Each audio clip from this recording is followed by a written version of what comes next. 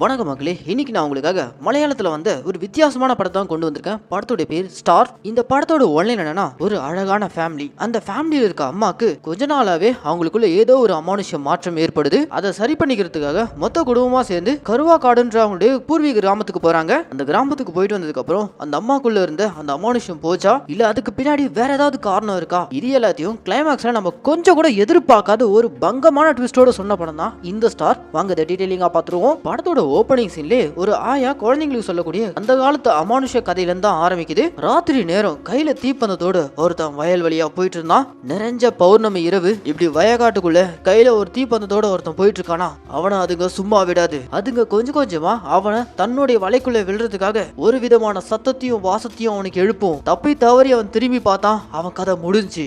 மாதிரிலாம் வாய்ஸ் ஓவர்ல பாட்டி சொல்ற கதைகள் ஒரு பக்கம் ஓடிட்டு இருக்கும்போது விஷுவலா அதே மாதிரி தீப்பந்தத்தோடு ஒருத்தன் போயிட்டு இருக்கான். பாட்டி சொல்ற எல்லா சிம்டம்ஸும் அவனுக்கு கேட்டுட்டு இருக்கு. சட்டுன்னு அவன் திரும்பி பார்த்ததுல அவன் அந்த அமானுஷம் அப்படியே கிணத்துக்குள்ள கூட்டு போயிடுது போல.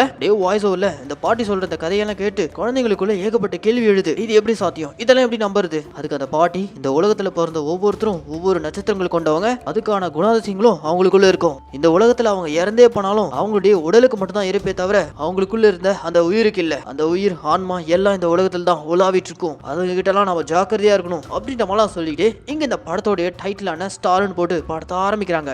ஓபன் பண்ணா இஸ்ரோல இருக்க சயின்டிஸ்டுங்களாம் ஒரு நட்சத்திரத்தை ரிசர்ச் பண்ணிட்டு இருக்காங்க. அதே இஸ்ரோல தான் இந்த படத்தோடைய ஹீரோயினான ஆருத்ராவுடைய பொண்ணும் வேலை பார்க்கறாங்க. ஸ்பெக்ஸ் போட்டுட்டு இருக்காங்களே, இவங்க தான் ஹீரோயின் ஆருத்ராவுடைய பொண்ணு. ஆருத்ரா யாருன்றத போக போக பார்ப்போம். கற்பனா இப்ப அப்படி ஆபீஸ்ல மீட்டிங்ல ஹெட்டா ஒருத்தர் இருக்கார்ல, இவர் தாங்க இந்த படத்தோடைய ஹீரோ. முக்கியமான மீட்டிங் அப்பவே இவருடைய போனுக்கு இவரோட ஒய்ஃப் கிட்ட இருந்து கால். எஸ், இவரோட ஒய்ஃப் தான் படத்தோடைய ஹீரோயினான ஆருத்ரா. அவங்க கிட்ட இருந்து கால் வந்ததும் அந்த மீட்டிங்ல இருக்க எல்லார்கிட்டயும் இதுக்கப்புறம் நீங்களே எல்லாத்தையும் ஹேண்டில் பண்ணிக்கங்க, நான் என் ஃபேமிலி கூட கொஞ்சம் டைம் ஸ்பெண்ட் பண்ண போறேன் அப்படின்ற மாதிரி சொல்லிட்டு இவர் வேக வேகமா கார் எடுத்துட்டு கிளம்புறாரு. அப்படியே இப்போ ஒரு அழகான ஒரு பெரிய வீட்டை தான் காட்டுறாங்க. அந்த வீட்டுடைய வாட்ச்மேன் ஹீரோ வந்ததும் கேட் கதவை திறந்து விடுறாரு. அப்படியே இப்போ ஹீரோ வீட்டுக்குள்ள வந்ததும் வீட்டுல இவருடைய சின்ன ரெண்டு பொண்ணுங்க டிவி பார்த்துட்டு இருக்காங்க. உள்ள வந்து கோவமா ஒரு லேடி வராங்கல்ல, இவங்க தாங்க அந்த ஆருத்ரா படத்தோடைய ஹீரோயின். என்னன்னே தெரியல, கொஞ்ச நாளாவே இவங்க ஒரு மாதிரி கோவமாவே இருக்காங்க. அவங்க ஹஸ்பண்ட் வந்ததும் ஏன் இவ்வளவு லேட்டு, எதுக்காக என் கால்ஸ் அட்டென்ட் பண்ண மாட்டேங்க அப்படின்ற மாதிரி இவங்க ஒய்ஃப் ஒரு மாதிரி கடுகடுனே இருக்காங்க. ஆக்சுவலா நம்ம ஹீரோ எல்லா மீட்டிங்ஸையும் கேன்சல் பண்ணிட்டு ஃபேமிலி கூட சந்தோஷமா இருக்கலாம் தான் வந்திருக்காரு. ஆனா அவங்க ஒய்ஃபோ டோட்டல் மூட் அவுட், ஒரு மாதிரி பயங்கர கோவமாவே இருக்காங்க. அவங்கள சமாதானமே படுத்த முடியல. நம்ம ஹீரோ ஃபேமிலியில பாத்தீங்கன்னா ஒய்ஃப் அண்ட் அவங்களுக்கு 4 பசங்க. முதல்ல ஒரு பொண்ணு இஸ்ரோல வேலை பார்க்கறாங்க. மீதி இருக்கிற 3 பசங்களும் எல்லாரும் ஸ்கூல் தான் போயிட்டு இருக்காங்க. அன்னைக்கு நைட் போல ஃபேமிலியா உட்காந்து டின்னர் சாப்பிட்டுட்டு இருக்கும்போது நம்ம ஹீரோயின் அவங்க ஹஸ்பண்ட் கிட்ட, நேத்து நைட் என் கனவுல கருவக்காடு வந்துச்சு, கண்டிப்பா நாங்க போய் ஆகணும், வாங்க எல்லாரும் போயிட்டு வரலாம் அப்படின்ற மாதிரி கூப்பிட. சாப்பிட்டு இருக்க நம்ம ஹீரோ உடனே எல்லாம் போக முடியாது, பசங்களுக்கு ஸ்கூல் லீவ் விடட்டும், அதுக்கப்புறம் எல்லாரும் குடும்பத்தோட போலாம் அப்படின்ற மாதிரிலாம் ஹீரோ சொல்றாரு. ஆனா ஹீரோயின் பிடிவாதமா போகணுன்றாங்க. அண்ட் அங்க இருக்க வயசான ஆயாமா அந்த வீட்டுல தான் வேலை பார்க்கறாங்க. அவங்களும் பார் தம்பி, கனவுல கருவக்காடெல்லாம் வந்தா கண்டிப்பா அங்க போயிட்டு வரதான் குடும்பத்துக்கு நல்லது அப்படின்ற மாதிரிலாம் சொல்ல ஹீரோ டென்ஷன் ஆகி கத்திறாரு. சும்மா இந்த மாதிரி பேய் கதைகள்லாம் சொல்லிட்டு இருக்காதீங்க அப்படின்ற மாதிரி கத்தி விட்டுறாரு. அன்னைக்கு நைட் போல நம்ம ஹீரோனை சமாதானப்படுத்தலாம்னு பெட்ரூமுக்கு வந்தா அப்பவும் நம்ம ஹீரோன் மூஞ்சி திருப்பிட்டு படுத்துறாங்க. கட் பண்ணா அடுத்த நாள் காலையில நம்ம ஹீரோன் ஆக்சுவலா ஒரு ஸ்கூல்ல டீச்சரா ஒர்க் பண்றாங்க. அந்த ஸ்கூலுக்கு தான் காலையிலே கிளம்பி போயிருக்காங்க. கார்ல போயிட்டு இருக்கும்போது நடு ரோட்ல ஒருத்தன் வண்டி நிறுத்தி இருக்கான். கடுப்புல இவங்க ஆர்னா அடிச்சிட்டு இருக்காங்க. அந்த வண்டிக்காரன் இறங்கி வந்து நம்ம ஹீரோயின் கிட்ட, வண்டியில ப்ராப்ளம் ஆயிடுச்சுன்னா நிறுத்திருக்கேன், சும்மா எதுக்கு நோய் நோய்னு ஆர்னா அடிச்சிட்டு இருக்கீங்க அப்படின்ற மாதிரிலாம் வந்து கோவமா கேட்க, இப்போ காருக்குள்ள இருக்க நம்ம ஹீரோயின் ஒரு மாதிரி பேய் கணக்கா முறைக்கிறாங்க பாருங்க. அந்த 2 வீலர் காரனே ஒரு மாதிரி பயந்து போய் அங்கிருந்து போயிடறான். அதுக்கப்புறம் அங்க இருந்து ஸ்கூலுக்கு வந்தாலும் ஸ்கூல்ல இருக்க யாரா பார்த்தாலுமே ஒரு மாதிரி கடுகடுன்னு முறைச்சுக்கிட்டே இருக்காங்க. நேரா ரெஸ்ட் ரூம்குள்ள வந்ததும் ரெஸ்ட் ரூம்குள்ள கிளீன் பண்ணிட்டு இருக்க ஒரு ஆயாமா கிட்ட, இந்த டேப் சரியாவே க்ளோஸ் ஆக மாட்டேது, இது கூட பார்க்க மாட்டீங்களா அப்படின்ற மாதிரி எரிஞ்சு விழுறாங்க. இந்த கிளீன் பண்ற ஆயாமாக்கு இவங்க இப்படிலாம் வெடுக்குன்னு பேசுற ஆளே கிடையாது, இவங்க ஏன் இவ்வளவு மூஞ்சி கட்டு போறாங்க அப்படின்ற மாதிரி அவங்களுக்கே ஒன்றும் புரியாம இருக்காங்க. ஹீரோனுக்கு என்ன ஆச்சுன்னே தெரியல, ஒரு மார்க்கமா தான் இருக்காங்க. அது அந்த ஸ்கூல்ல அவங்களுடைய க்ளோஸ் ஃப்ரெண்ட் ஒரு டீச்சர் இருக்காங்க, அவங்களாலையும் அதை ஃபீல் பண்ண முடியுது. நீ ஏன் ஒரு மாதிரி இருக்க, காலையில இருந்தே ஒரு மாதிரி அப்செட்டா இருக்க, உங்ககிட்ட ஏதோ வித்தியாசம் தெரியுது அப்படின்ற மாதிரிலாம் சொல்ல, ஆமா எனக்கும் காலையில இருந்தே ஒரு மாதிரி தலைவலியா இருக்கு, நான் வேணும்னா லீவ் போட்டு வீட்டுக்கு போயிட்டு வா அப்படின்ற மாதிரிலாம் கேட்க, சரி ஓகே வீட்டுக்கு போய் ரெஸ்ட் எடுத்துன்ற மாதிரி கூட இருக்க ஃப்ரெண்டு சொல்ல, ஹீரோயின் அங்க இருந்து கிளம்பி நேரா வீட்டுக்கு வந்துட்டாங்க போல. இப்ப வீட்டுக்குள்ள இருக்கும்போது அவங்களுக்குள்ள என்ன தோணுச்சுன்னு தெரியல, அவங்க பாட்டுன்னு சிசர் எடுத்து அவங்களுடைய தலைமுடியை கட் பண்ணிக்க ஆரம்பிச்சாங்க. இத அந்த வீட்டுல வேலை பார்க்குற அந்த ஆயமா இருக்காங்களே, அவங்க பார்த்துட்டு குடுகுடுன்னு ஓடி வந்து, ஏமா ஏன் நல்லா இருக்க முடிய எதுக்கு கட் பண்ற, அப்படிலாம் கட் பண்ணக்கூடாது அப்படின்ற மாதிரி தடுக்கிறாங்க. தடுக்க போன இவங்களையும், உங்களுக்கும் முடி கட் பண்ணி விட்டுங்களா நல்லா இருக்கும் அப்படின்ற மாதிரிலாம் சொல்ல, இந்த ஆயாமாக்கும் ஒன்றும் புரியல. நல்லா தானே இருந்தாங்க, 2-3 நாளா இவங்களுக்கு என்ன ஆச்சு, நல்லா இருந்த முடிய வேற கட் பண்ணிக்கிறாங்க. தனியா நின்று எதையோ யோசிச்சுட்டே இருக்காங்க. இதெல்லாம் நோட் பண்ண இந்த ஆயாமா நேரா அந்த வீட்டு வாட்ச்மேன் கிட்ட வந்து, வர வர நம்ம வீட்டு அம்மாக்கு என்ன ஆச்சுன்னே தெரியல, ஒரு மாதிரி மார்க்கமா நடந்துக்கிறாங்க, நல்லா இருக்க முடிய கட் பண்றாங்க, ரொம்ப நேரம் தனியா பால்கனில இருந்து வானத்தையே பார்த்துட்டு இருக்காங்க, தனியா நின்னு பேசிக்கிட்டு இருக்காங்க, அவங்களுக்குள்ள ஏதோ தப்பா நடந்துட்டு இருக்கு அப்படின்ற மாதிரிலாம் இந்த ஆயமா வாட்ச்மேன் கிட்ட சொல்ல, ஏமா அவங்க சொந்த முடி அவங்க கட் பண்ணிட்டாங்க, இதுல உனக்கு என்ன பிரச்சனை, இதெல்லாம் பெருசாகிட்டு போய் வேலையை பாருமா அப்படின்ற மாதிரி இந்த வாட்ச்மேன் பெருசா எடுத்துக்காம அமைச்சிடறாரு. அவருக்கே கூட நைட் டைம்ல திடீர்னு நம்ம ஹீரோன் வந்து பயமுறுத்துற மாதிரி நினைச்சு பாத்துருக்காரு போல. சோ டப்புன்னு கனவுல வந்து கண்முழிச்சதும் மதியம் 2 மணி வாக்குல ஹீரோயின் பால்கனில நின்றுட்டு வெறிச்சு எதையோ பாத்துட்டு இருக்காங்க. அப்படியே அன்னைக்கு நைட் போல ஹீரோனுக்கு என்ன பிரச்சனை, ஏன் கோவமா இருக்கா, அதை பேசி தீர்த்துக்கலாம்னு சொல்லிட்டு ஹீரோ ட்ரை பண்றாரு. ஆனா அப்பவும் நம்ம ஹீரோவை அவாய்ட் பண்ணிட்டு மாடிக்கு வந்துடுறாங்க. மாடியில பசங்கள்லாம் இஸ்ரோல இருக்க அவங்க அக்கா கூட வீடியோ கால் பேசிக்கிட்டே டெலஸ்கோப்பை வச்சு வானத்துல இருக்க நட்சத்திரங்களை தான் பாத்துட்டு இருக்காங்க. இப்போ வீடியோ கால்ல இருக்க அக்கா அம்மா கிட்ட பேசணும், போனை கொடுன்ற மாதிரி சொல்றாங்க. ஆனா இவங்க அம்மா பொண்ணு கிட்ட பேசாமலே போயிடுறாங்க. டோட்டலா அவங்க பெரிய பொண்ணு அவாய்ட் பண்றாங்க. இதனால அவங்க பொண்ணு ரொம்பவே அப்செட்டா இருக்காங்க. அண்ட் இப்போ அவங்க பாய் ஃப்ரெண்ட் கூட லிவிங் டுகெதர் தான் இருக்காங்க. அந்த பாய் ஃப்ரெண்ட் வேலை எல்லாம் முடிச்சு ரிட்டர்ன் வீட்டு வந்ததும் ஹீரோயின் பொண்ணு சோகமா இருக்கிறத பார்த்துட்டு என்னாச்சு என்ன பிரச்சனைன்ற மாதிரி கேட்க, இல்ல கொஞ்ச நாளாவே எங்க அம்மாக்குள்ள ஏதோ ஒரு மாற்றம், என்கிட்ட சரியாவே பேச மாட்டேறாங்க, என் மேல ஏதாவது கோவமா இருக்காங்களான்னு எனக்கு ஒன்றும் புரியல அப்படின்ற மாதிரிலாம் இந்த பொண்ணு தான் அம்மாவை நினைச்சு பயங்கரமா ஃபீல் பண்ண ஆரம்பிச்சு அவங்க கூட இருந்த சந்தோஷமான நாட்களை அப்படின்னு நினைச்சு பாக்குறாங்க. அதெல்லாம் அப்படியே மாண்டேஜ் சாங்கா முடிய கற்பனா இப்போ ஹீரோனோட 2வது பொண்ணுக்கு இன்னைக்கு ஸ்கூல்ல ஆனுவல் டே பெர்ஃபார்மன்ஸ் இருக்கு. ஸ்டேஜ்ல இவங்க பொண்ணு ஒரு மெஜிஷியன் மாதிரி ஆக்ட் பண்ண போறாங்க. அப்படி ஸ்டேஜ்ல ஒரு மெஜிஷியனா அவங்க பொண்ணு ஆக்ட் பண்ணிட்டு இருக்கும்போது அது ஆடியன்ஸா இவங்க அம்மாவும் பார்த்துட்டு தான் இருக்காங்க. ஆனா அவங்க முகத்துல ஒரு துளி சந்தோஷமும் இல்ல. அவங்க பொண்ணு பண்றதெல்லாம் பார்த்து அப்ரிஷியேட்டும் பண்ணல. ஆடிட்டோரியம்ல இருக்க எல்லாரும் அவங்க பொண்ணு அப்ரிஷியேட் பண்ணாலும் ஹீரோயின் மட்டும் எதுவுமே பண்ணாம ஒரு மாதிரி கல்லு மாதிரி உட்காந்து பார்த்துட்டு இருக்காங்க. இவங்க பொண்ணு ஸ்டேஜ்ல பெர்ஃபார்ம் பண்ணிட்டு இருக்கும்போது ஆடியன்ஸ் மத்தியில இருந்து ஒரு பையனை மேல கூப்பிட்டு அவனை வச்சும் சில வித்தைகள்லாம் பண்றாங்க. எல்லாத்துக்குமே பயங்கர அப்ளாஸ். ஷோ முடிஞ்சதும் பின்னாடியே அவங்க அம்மா உள்ள போயிட்டு அவங்க பொண்ணை பாராட்டுவாங்கன்னு பார்த்தா கண்ணாபண்ணான்னு திட்டுறாங்க. என்னது இது கோமாளி மாதிரி வேஷம் அப்படின்ற மாதிரி எல்லாரும் முன்னாடி அவங்க பொண்ணை திட்டிட்டு இருக்காங்க. அது போக ஸ்டேஜ்ல ஒரு பையனை கூப்பிட்டு இவ பெர்ஃபார்ம் பண்ணால அந்த பையன் இந்த பொண்ணுக்கு ரோஸ் கொடுக்கணும்னு சொல்லிட்டு கிஃப்ட் கொடுக்கறதுக்காக வந்திருக்கான். கோவப்பட்ட இவங்க அம்மா அந்த பையனை பிடிச்சி தள்ளி விட்டு அவங்க பொண்ணை கூட்டிட்டு வேகமா அங்க வந்து கிளம்பி வீட்டுக்கு வந்துறாங்க. அப்படி வீட்டுக்கு வந்ததும் அந்த இரவு திரும்பவும் இவங்க பால்கனி நின்றுட்டு வானத்தை பார்த்து எதையோ ஒன்று உச்சரிச்சுட்டே இருக்காங்க.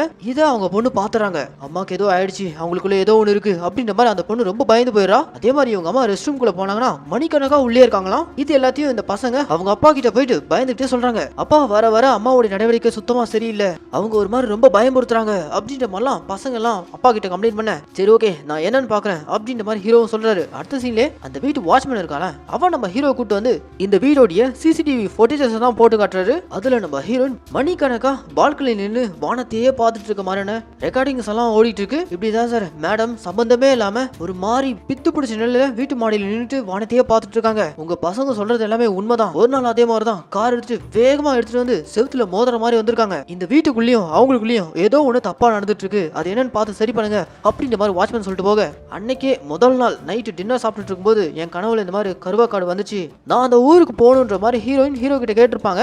சரி இப்போ அவங்கள கூட்டிட்டு கருவாக்காடு போனா ஏதாவது சரியாகுமான்னு சொல்லிட்டு நம்ம ஹீரோயினை கூட்டிட்டு கூடவே பசங்க எல்லாரும் ஏத்திட்டு இவங்க வீட்டு ஆயமாவையும் கூட சேர்த்துக்கிட்டு எல்லாரும் கிளம்பி இப்போ அந்த கருவக்காடை நோக்கி தான் போயிட்டு இருக்காங்க. அந்த கருவக்காடோடைய என்ட்ரன்ஸே ஒரு மாதிரி ஹாண்டிங்கா தான் இருக்கு. அதுக்குள்ள போனதுக்கு அப்புறம் தான் இதுக்கப்புறம் கொஞ்சம் கூட எதிர்பார்க்காத அளவுக்கு ஒரு மரண ட்விஸ்ட் ஒளிஞ்சிருக்கு. சோ ஸ்கிப் பண்ணாம இந்த வீடியோவை முழுசா பாருங்க. இப்போ இந்த ஃபேமிலி அந்த கருவக்காடுக்குள்ள போனதும் உள்ளதான் நம்ம ஹீரோனோட ஃபேமிலி இருக்காங்க. அந்த காட்டுக்குள்ள ஒரு மிகப்பெரிய வீடு. அந்த வீட்டுல ஏகப்பட்ட பெண்கள் வேலை பார்த்துட்டு இருக்காங்க. அந்த வீட்டுக்குள்ள ஒரு வயசான லேடி இருக்காங்க. இவங்க தான் நம்ம ஹீரோனோட அம்மா. இந்த மொத்த கருவக்காடையுமே அவங்க கண்ட்ரோல்ல தான் வச்சிருக்காங்க. இப்போ இவங்க வந்து இறங்குனதும் முதல்ல போயிட்டு நம்ம ஹீரோன் அவங்க அம்மாவை ஹக் பண்ணிக்கிறாங்க. அதுக்கப்புறம் சரி எல்லாரும் குளிச்சுட்டு போய் ரெடி ஆகுங்க, கார்த்திகை தீபம் ஏத்தணும் அப்படின்ற மாதிரி சொல்லி அன்னைக்கு நைட்டே அந்த வீட்டுல ஒரு சின்ன ரிச்சுவல் மாதிரி நடக்குது. அந்த வீட்டுல அந்த குடும்பத்துல இருந்த பெண்கள் எல்லாம் சூப்பரா அலங்காரம் பண்ணிட்டு வந்து டான்ஸ் ஆட ஆரம்பிக்கிறாங்க. ஆனா ஹீரோயின் மட்டுமே ஊர்ல இருந்து வந்ததுல இருந்தே ஒரு மார்க்கமா தான் இருக்காங்க. அதே மாதிரி இஸ்ரோல வேலை பார்த்துட்டு இருந்த இவங்க பொண்ணு இருக்காங்களே அவங்களும் இப்ப அங்க வந்து சேர்றாங்க. அவங்களும் அங்க வந்ததும் அவங்க கல்ச்சருக்கு ஏத்த மாதிரி புடவையெல்லாம் மாத்திட்டு அவங்க அம்மா கூட பழையபடி சகஜமா இருக்க ட்ரை பண்றாங்க. ஆனா அவங்க அம்மா அதுக்கான ஸ்பேஸே கொடுக்காம இருக்காங்க. அப்படியே இந்த சாங் முடிய ஹீரோனோட பையன் இருக்கான அவன் அந்த வீட்டுக்குள்ள தூரத்துல ஒரு குறிப்பிட்ட அறைக்குள்ள ஒரு அம்மா நடனம் ஆடிட்டு இருக்கிறத பாக்குறான். அப்படியே அவங்க திரும்பினா அவங்க ரொம்ப வயசான அம்மா. அவங்க இந்த பையனை பார்த்து கூப்பிடுற மாதிரி இருக்கு. டப்புனு பாத்தீங்கன்னா கதவு சாத்திக்குது. ஒரு மாதிரி இந்த பையன் பயந்து போயிடுறான். அப்படியே அந்த இரவு நம்ம ஹீரோயின் உள்ள நடனம் ஆடிட்டு இருந்த அந்த அம்மா அவங்க வேற யாரும் இல்ல இவங்களுடைய பாட்டி. அவங்களுடைய மடியில படுத்துட்டு இருக்கிறத இவங்க பொண்ணு பாக்குறாங்க. இந்த இடம் இங்க இருக்க ஆட்கள் குறிப்பா இந்த அறைக்குள்ள இருக்க இந்த வயசான அம்மா இவங்க எல்லாரும் ஒரு மாதிரி விசித்திரமா நடந்துக்கிறாங்க. ஆனா எப்போ நம்ம ஹீரோயின் இந்த வீட்டுக்கு வந்தாங்களோ அப்பத்துல இருந்து அவங்களுக்குள்ள ஒரு சின்ன சேஞ்சஸ் தெரியுது. கட் பண்ணா அடுத்த நாள் காலையிலேயே அவங்களுடைய கண்களுக்கு மை வச்சுக்கிறாங்க, கண்ணாடியே பார்த்துட்டு இருக்காங்க. அப்ப பின்னாடி இருந்து அவங்களுடைய பெரிய பொண்ணு வந்து அப்படியே அவங்க அம்மாவை ஹக் பண்ணிக்க இந்த இடத்துல தான் இவங்க அம்மா அவங்க பொண்ணு கிட்ட பேசுறாங்க. இப்போவும் நான் பார்க்க அழகா இருக்கனா அப்படின்ற மாதிரி கேட்க, ஏமா இதுல என்ன கேள்வி, இந்த ஜில்லாலே நீங்க தான் அழகு அப்படின்ற மாதிரி அவங்க அம்மா கிட்ட சகஜமா இந்த பொண்ணு பேச ஆரம்பிச்சிடா. ஹீரோயின் அவங்க பொண்ணு கிட்ட பேசினதுக்கு அப்புறம் நேரா நம்ம ஹீரோ கிட்டே வந்து சமீப காலமா ஒரு மாதிரி கோவமா இருந்தாங்களே அதெல்லாம் தணிஞ்சு அவங்க ஹஸ்பண்ட் கிட்ட வந்து இப்போவும் நான் அழகா இருக்கனா, இப்போவும் என்ன உங்களுக்கு பிடிச்சிருக்கா அப்படின்ற மாதிரிலாம் கேட்க, உன் வாயில இருக்க பல்லெல்லாம் கொட்டி பொக்கையானா கூட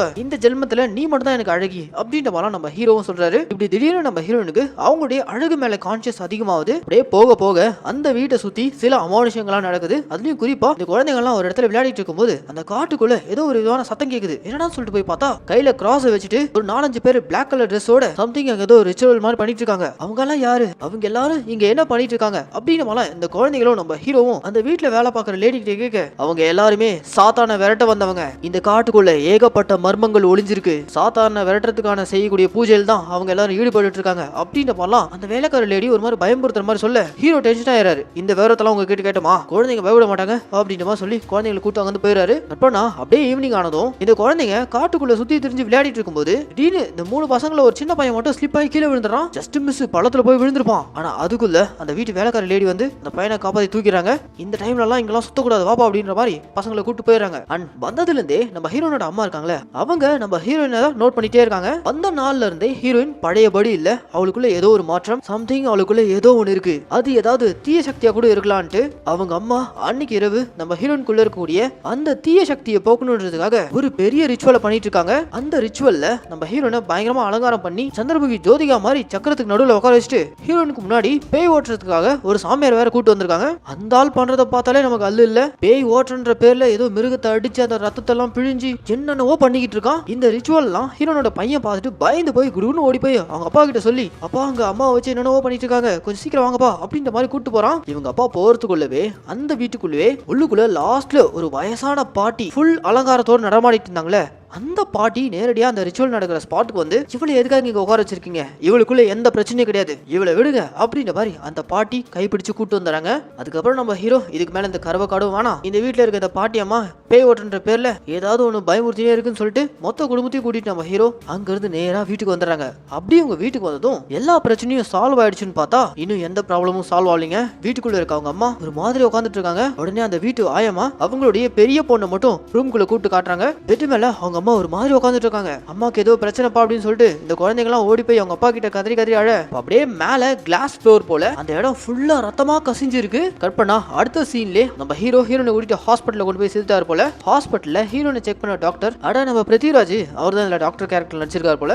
அவர்கிட்ட தான் நம்ம ஹீரோ உட்காந்து சில நாட்களாவே ஹீரோனோட நடவடிக்கையில ஏகப்பட்ட மாற்றங்கள், அவ குடும்பத்தை சேர்ந்தவங்க எல்லாம் அவளுக்குள்ள ஏதோ தீய சக்தி தான் புகுந்துட்டு இருக்கோன்ற மாதிரி அவளை வச்சு நேற்று ராத்திரி சில ரிச்சுவல்ஸ் எல்லாம் பண்ணாங்க. எனக்கு இந்த ஆவி பூதம் மேல நம்பிக்கை இல்ல, ஒருவேளை வேற ஏதாவது பிரச்சனையா இருக்குமோ அப்படின்ற மாதிரி நம்ம ஹீரோ அந்த டாக்டர் கிட்ட கேட்க, அதுக்கு டாக்டர் நீங்க யோசிச்சது உண்மைதான், அவங்களுக்கு பேய் பிசாசெல்லாம் எதுவும் பிடிக்கல, சொல்ல போனா அவங்களுக்கு வந்திருக்கக்கூடிய பிரச்சனை என்னன்னா ரொம்ப சீக்கிரமாவே மெனோபாஸ் ஆயிருக்கு. மெனோபாஸா அப்படின்னா என்ன அப்படின்ற மாதிரி ஹீரோ ஒரு மாதிரி திருன்னு முடிச்சிட்டு இருக்க. இவ்வளவு படிச்சு டாக்டரா இருக்க நானே எங்க அம்மாக்கு ஆகும்போது நானும் உங்களை மாதிரி தான் முடிச்சிட்டு இருந்தேன். மெனோபாஸ்னா என்னன்னா பெண்களுக்கு மாசம் மாதவிடாய் நடக்கும்ல, அது ஒரு குறிப்பிட்ட ஏஜ்ல, சரியா சொல்ல போனா 50 வயசுக்கு மேல அது ஸ்டாப் ஆயிடும். ஆனா இவங்க ஒய்ஃபுக்கு கொஞ்சம் முன்னாடி ரொம்ப சீக்கிரமாவே நடந்துடுச்சா, அதோடைய விளைவை தான் இவங்க இதெல்லாம் ஃபேஸ் பண்ணிருக்காங்களாம். இப்படி ரொம்ப ஏர்லியரா மெனோபாஸ் ஆகிறவங்களுக்கு அவங்களுக்குள்ள ஏகப்பட்ட இன்ஃபீரியாரிட்டி காம்ப்ளெக்ஸ் எல்லாம் வருமா, அவங்க மேலே வெறுப்பு உண்டாகும், அவங்க உடம்பெல்லாம் எரியுற மாதிரி அவங்க ஃபீல் பண்ணுவாங்க, நைட்ல அவங்க சரியா தூங்க மாட்டாங்க, அதிகமா யூரின் போயிட்டே இருப்பாங்க, ஒரு மாதிரி ரொம்ப மூட் ஸ்விங் ஆவாங்க. சோ இந்த சிம்டம்ஸ் எல்லாம் தான் ஹீரோனுக்கு ஆரம்பத்துல இருந்தே காமிச்சிருந்திருக்கு போல. இந்த மாதிரி சுச்சுவேஷன்ல